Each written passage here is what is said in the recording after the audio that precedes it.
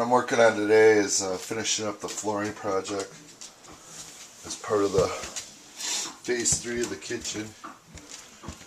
I'm going to have to rip this up as part of the carpet and tuck it, do a tuck and roll on that so I can bring the laminate. The reason I brought it so far out in the hall is from this point to the end of the hall is 12 feet, which is the standard length of the roll of stock carpet that we had in here.